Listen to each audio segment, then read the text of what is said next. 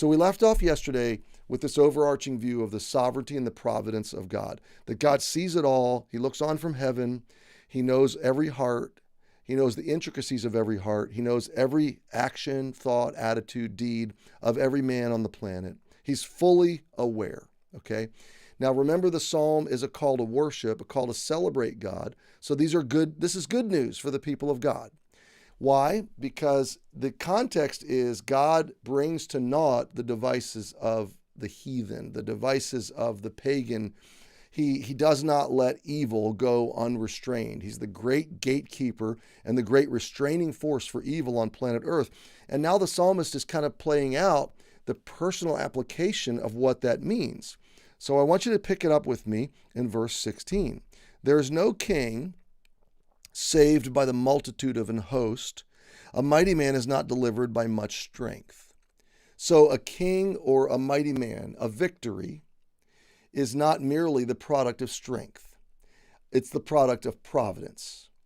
Wars are not won by armies and might and strength alone. Wars are won, what he's saying is, wars are won by the determination of the sovereign providence of God.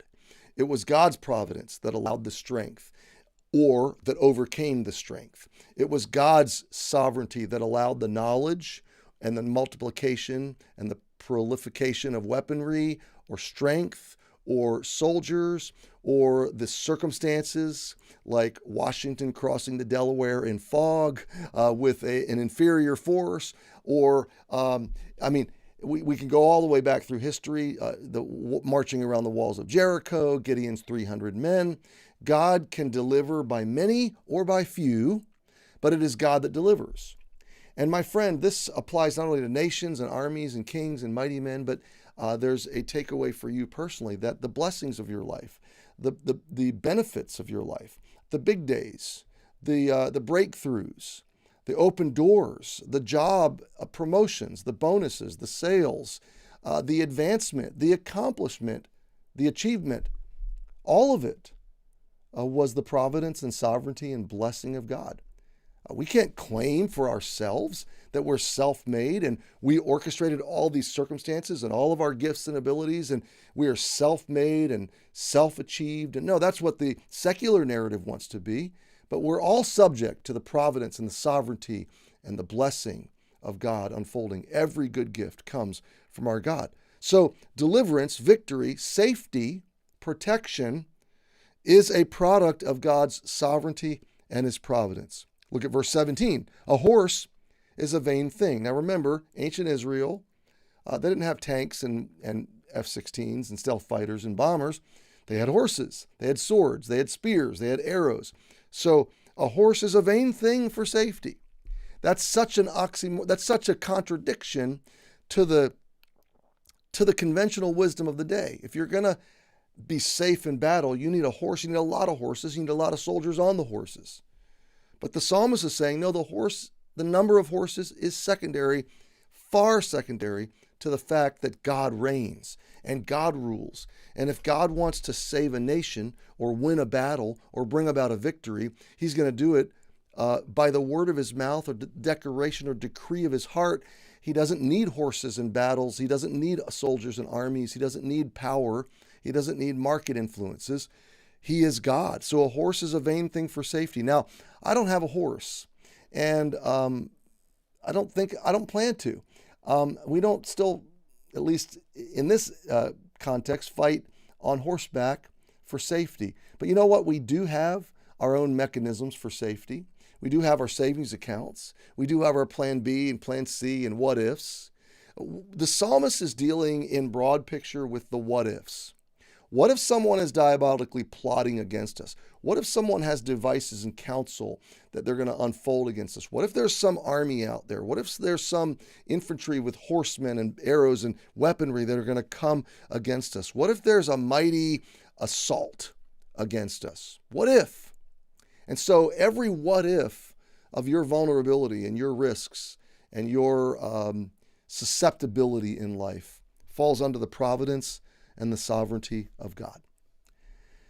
You know, I hesitate to do this because COVID is a complex thing. But I can't help but think of, we live in a world that's basically shaking its fist in the face of God. And then we go about constructing our own devices. And I thank God for medicine and medical advances and medical professionals. And I pray that God would remove this plague from the earth. It is a plague. It is real. Lots of people have suffered. I know many of them. So I don't take it lightly.